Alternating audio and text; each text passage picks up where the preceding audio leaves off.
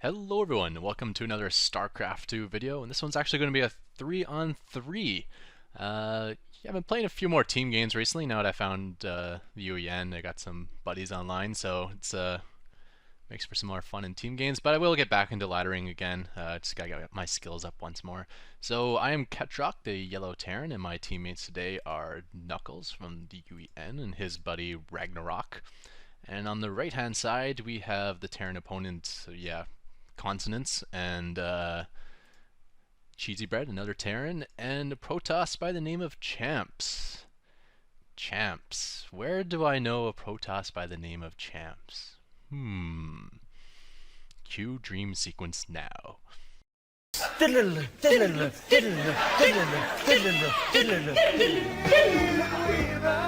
Whoa. There you go, holding him off. His cannons are going to go down, and I'm going to be alive, at least for now. But he can kind of like what he's going to do now. If he gets a cannon over, say, here, I'm in a lot of trouble because it can be able to shut down all this mining over here and be outside the range of my fortress. So you may ask, what's my follow-up to this? Well, some of you may already know, but for those of you who don't, I'm more or less just going to follow up with my usual fast expand build order. Now, I can't do my fortress fast expand here, so I'm going to have to pick another base. And I'm just randomly going to select one. Yeah, this base looks as good as any. I think I'll build my fortress here.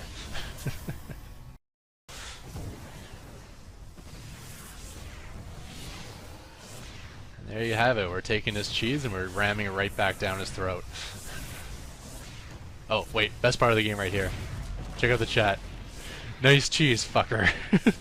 The guy who's done like 700 straight games of cheese is bitching about my cheese. Come on. I just wanted to fast expand, dude. Alright, so now that I see that it's Champs, I'm like, change of game plan, guys. I've never really practiced the Fortress Rush at these partners on myself, but I'm like, there is no way I'm going to play Champs and not Fortress Rush. This is going to happen for sure. So as you can Fortress Rush a little bit faster if you can hit a high yield. I do notice there's a high yield kind of on the way to their bases. So I'm going to take this high yield here, and that'll allow me to get the Fortress Rush ready even quicker, and I should be hitting them around 3 minutes and 30 seconds, I think is a typical time. And I'm kind of under the assumption like, okay, there's 3 of them. As long as he spawns in either the middle base or the bottom base, I'll be good. If I have to travel all the way up to the top, this was a stupid idea. So I'm kind of taking a risk here, and obviously it's not going to pay off. Yeah, if you check out the chat, Champs is actually asking if I'm the Ketroc from YouTube. If you put at least to 720p, you should be able to read this. I know in that video a lot of you were like asking or making comments like, man, I really hope Champs watches this video so he can feel the pain and stuff. Well, now you know he has seen the video on YouTube. Funny stuff.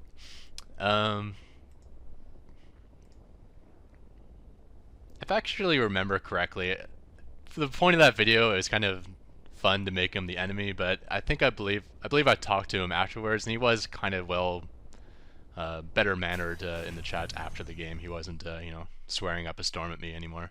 So he's actually not a bad dude. But of course, I still have to Fortress Rush him. Come on, how can I not after that? So we're going to have a couple issues this match. One, Ragnarok is pretty new to the game, and yeah, he's just kind of doing his own thing. So the fact that I'm like, okay, we got to hit at like the 4-minute mark, he's not going to have anything prepared for that. Second, Knuckles, I know, has a very good speedling build, where he does a hard speedling rush. However, he opens up hatchery first, so it's not actually going to be prepared for the time I'm ready to Fortress Rush. So where it's extra powerful, it's not really extra fast. So you want to kind of push out when you hit about 180 gas, and you need at least 200, probably about 300 minerals. So around this point I could lift, but I'm actually waiting because Knuckles is like, yeah, I'm not ready to Ling Rush. I'm like, okay, geez, I'll sit around and get more minerals and give them to you so you can buy more Lings. But I really want to be floating at this time. And the reason I say 180 gas is you need 150 for the fortress, and then you want about 30 extra just so you can repair the fortress. 30 minerals and say like, sorry, 30 gas and about 100 minerals is a good amount to repair with.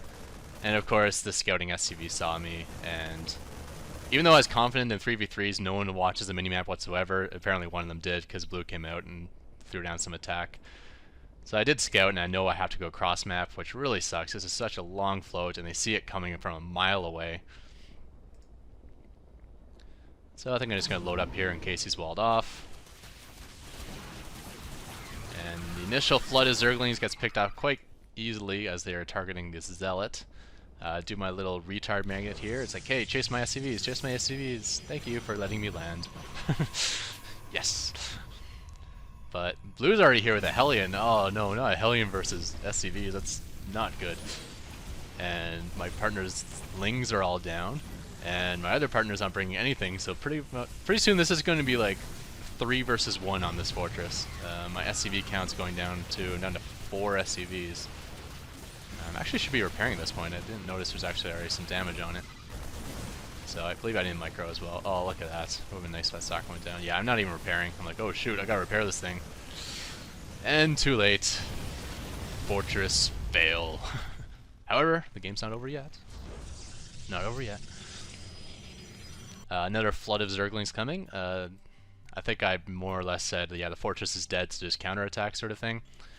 And yeah, here he comes. Yeah, that's the way you want to do it. You actually want to run into the mineral line before you attack move. That way, though, you'll get most of them in attack range. That's not kind of good. They are getting clustered up, although they are doing some damage. Kill a few Marines. And Speedlings are actually quite good versus Hellions, as it's hard to kind of kite them and hard to get them in line attack. So that was a good harassment. That got blue down to just 10 SCVs. And looks like Ragnarok's into the game now. He's got a good force of Marines out in the field. That is... wow, he can make 7 Marines at a time. I'm not even sure if one base can support that. Especially when you're not calling down mules. Oh, look at all that build up gas. Yeah, I mean, if you're going for a Marine heavy build, don't bother with the gas. Like, got your 100 gas for stim, or the amount of gas you need for stim and combat shield, and then just put them back on minerals if you're going to go hard Marines. But here we go, looks like a flood going into Champ's base. And Champs is gone, oh that's not smart. It looks like he's gone Immortal and Stalkers. Like when the only thing you've seen thus far is Speedlings, I was just going heavy Zealots. Skip the Immortal, I mean throw down another Gateway instead of getting the Immortal. There's no point getting an Immortal versus Speedlings. Just wait with the Robo until you get Colossus Tech. And if you have a Forge, it would be a really good idea to Chrono Boost out +1 attack, as that allows Zealots to 2-shot a Zergling rather than 1-shot, and then they can massacre Zerglings. But here we go, and yeah, once again, getting into the probe line, doing a lot of damage there. Marines, yeah, Marines and Zerglings are actually probably the 2 worst things to see when you went to quick Immortal. Immortal doesn't do well versus either of them. Blue looks like he's wildly pulling back. Yeah, you cannot save your partner here. General strategy tip for team games: if your partner gets hit hard by a rush, you have to, absolutely have to do one of 2 things. You have to save him, or you have to counterattack. If you just sit in your base with your army, you're basically putting no punishment on your opponents for committing to such a heavy rush. And it's just going to put you further behind.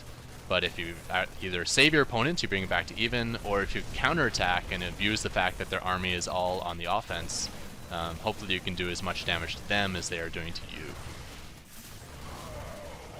And that's why I don't suggest doing defensive builds or teching builds in team games, just because usually you'll lose one of your partners and you'll just be really far behind. And then you'll say, oh man, my partners suck. Why do I always get bad partners in 2v2 in team game randoms? But really, when you're playing, the more players in a match, the more rush heavy your build should be.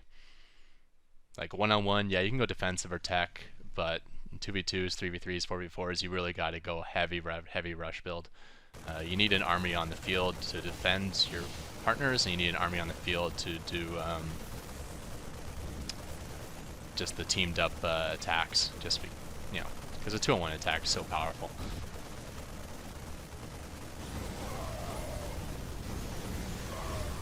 Blue does have a nice composition here. Hellions are going to do quite well in combination with the rest of this force versus both Zerglings and Marines. Another flood of Zerglings coming in. And he's going to run by... Nope, he's going to attack.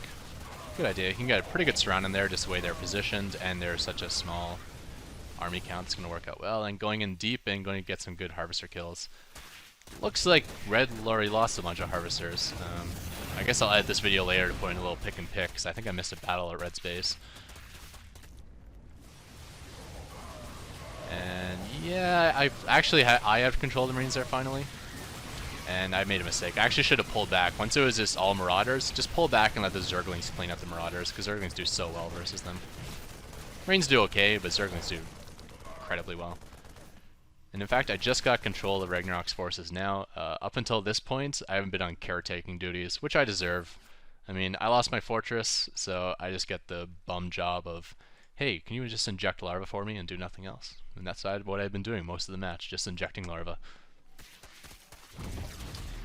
Always a good idea if one of your partners gets knocked out of the game to give them control, as long as you trust them not to be retarded, because it's a nice way to double your APM. 2 players controlling 1 force, and you can even just split it up a certain way, like, okay, I'll macro out my army, you control them and do all the microing in the battles, or vice versa. Although I guess your partner can't really macro for you. Even if you give him control, he's not allowed to build units for you. One of the stupidest things I found out is if you have shared control of a Zerg partner, you are allowed to uproot their spine crawlers, but you're not allowed to put them back, plant them back into the ground.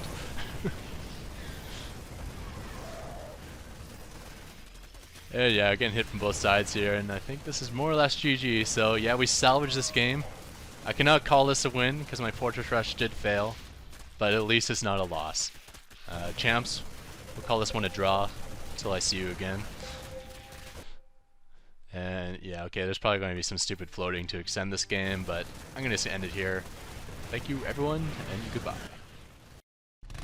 Ooh boy, I'm hotter than a June bug riding bareback on the hind leg of a jackrabbit with his tail on fire.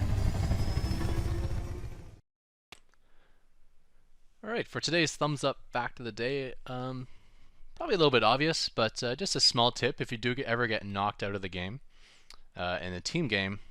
Not only is it nice to like get control of something just to help out, like I did, I was injecting larva. But you should also make sure you give away all your resources to your partners. As you're out of the game, you need to actually help fund them. So notice, like, I'm on my view here, and I have 0 minerals and 0 gas. And not to pick on Champs, but he did get knocked out of the game here. I mean, he is trying to rebuild, but at the same time, look at his resources. He has 450 minerals, another 200 wrapped up in this Nexus. Nexus Q, I should say, and then 400 gas. Okay, even if you're going to rebuild, you only need 400 to build a Nexus, and you won't need the rest of the minerals for another, 2 minutes when the Nexus finishes. So you can give away all your resources and then maybe get 150 back to start making probes later on. And then obviously the 400 gas, you're not going to need any gas for a long period of time. So you could easily fund your opponents or fund your partners, and it could have helped versus all this rush coming in if he could have thrown down like an extra few barracks or get a couple tanks or something along those lines. So just one thing to always note, anytime you get knocked out of the game, give away all your resources, because you never know when your team can pull back from a 2-on-3. I mean, it just happened this match, so it can definitely happen. Alright, thank you everyone, and goodbye.